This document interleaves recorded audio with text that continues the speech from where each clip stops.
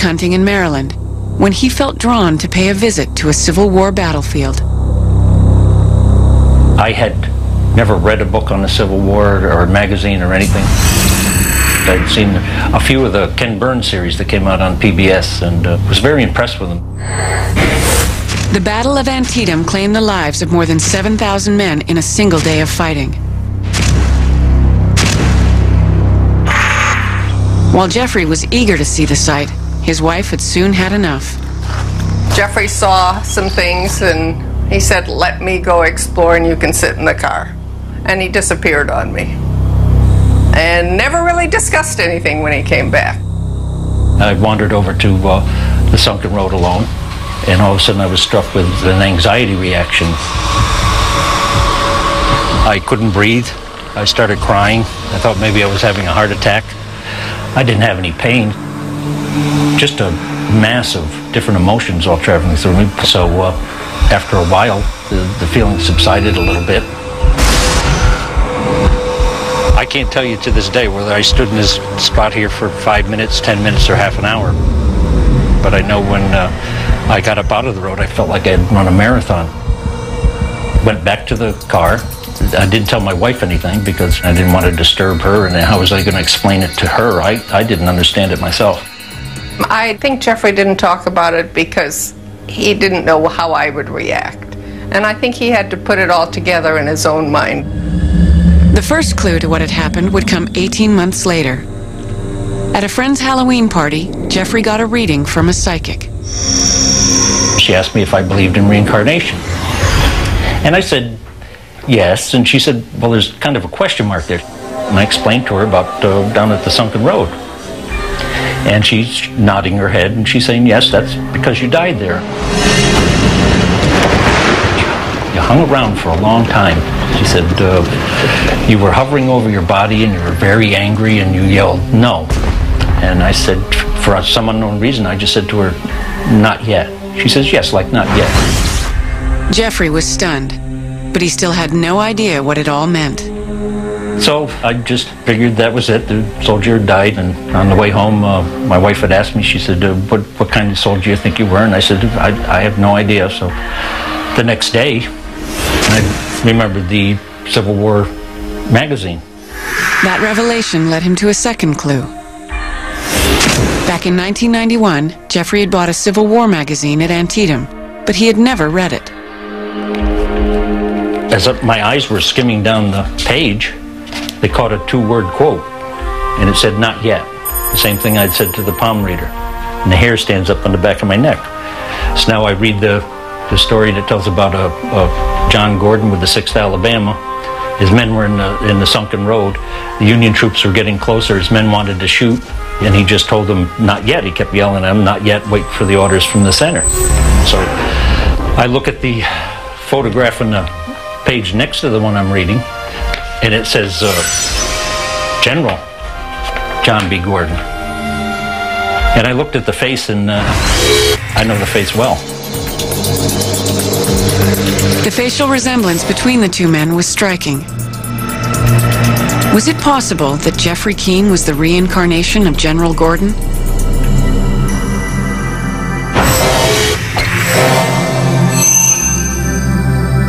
There was a period for a week or two where you start maybe questioning your own sanity, or you're just imagining things. My initial reaction was I thought he was absolutely crazy. The whole idea of reincarnation is not something I'm familiar with, not a part of my belief system, not something what you would associate with your average firefighter. Put yourself in my place. There's two things you can do. Forget about it, or look into it. Jeffrey kept looking and kept finding clues. I have markings on my face in 3 places where Gordon was wounded during the Civil War. He was hit under the left eye, and it blew the right side of his face apart, under the right lighting conditions, because these are subtle. Some people call them birthmarks. I don't remember having them from birth. While a dermatologist and a facial recognition expert determined that the two faces were not a total match, they did find similarities between Jeffrey and General Gordon. When you overlay these pictures, It does appear that these two gentlemen have similar facial symmetry. Profiles of people do not vary that much in size and shape to a certain degree. Many people can have the same type of profile. Of the upper face as a whole, which represents the eyes and the nose, is pretty high when we compare the photograph of Jeffrey Keane and General Gordon. I don't worry too much about whether the people think that this happened to me, and as far as I'm concerned, it's proof to me. But just looking like somebody else doesn't mean you've been reincarnated. In addition to facial marks, Jeffrey has marks and scars on his arm and leg that also correspond to wounds suffered by Gordon. But most important to Jeffrey were a few significant coincidences linking his life with Gordon. When I started studying about Gordon, things from the past, all through my life, I started coming across these parallels of things that had happened to me. One such experience came while reading the book Gordon had written about his experience at Antietam. I did read the portion on the sunken road, and I was to find out that where I had that bad experience was the exact position of the 6th Alabama, which was John Gordon's unit.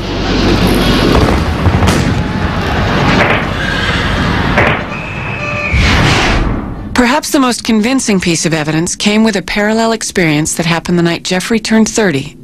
An experience he'd never been able to explain until he learned about the day General Gordon was wounded at Antietam.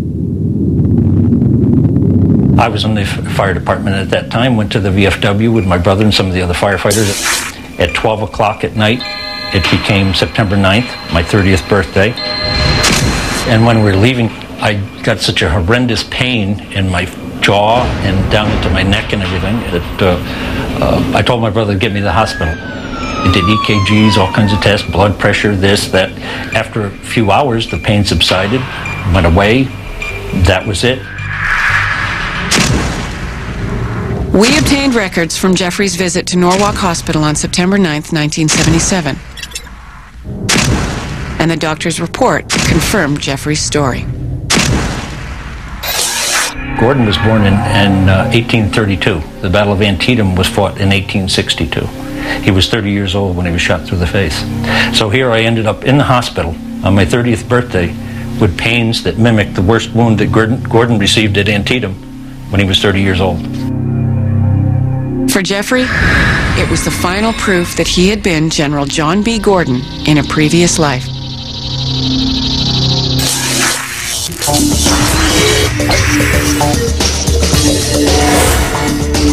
There's no way to physically test Jeffrey's story, but there is a way to determine if he's being truthful. A polygraph exam. Regarding General Gordon, do you plan to answer each question about that truthfully? This first test... Will the evidence of Jeffrey Keene's findings turn out proof positive? Or will some hard questions reveal critical flaws in his story? We'll find out later in the show. No. Have you ever lied to make yourself look more important? No. Next, the final results of our investigations. Which case will test proof positive? Memories of a past life. Odd stains from an alien abduction. A ghostly image caught on tape. Each of these cases has been subjected to scientific testing. Only one will pass the test. This is the camera here that I shot the video on. Now, if I stop you... In the case of David Ray, his family getaway turned into a close encounter of the ghostly kind. Insult. During an overnight visit to the Villisca Axe Murder House in Iowa, David captured images on his video camera that he insists are ghosts. The camera opens up. Watch the orb that goes up the stovepipe, hovers, comes, there you go, comes at the camera and opens up. To verify his story, David submitted to a polygraph. The examiner said he failed. I'm shocked. I don't believe it. To put it to you straight, I don't believe it. David argued that the polygraph was flawed, so we offered him the opportunity to be retested in a different place with a different examiner. Is your first name David? Yes. Do you remember ever lying when you didn't have to lie? No. Regarding the apparition image on your video, did you or anyone else tamper with that video? No.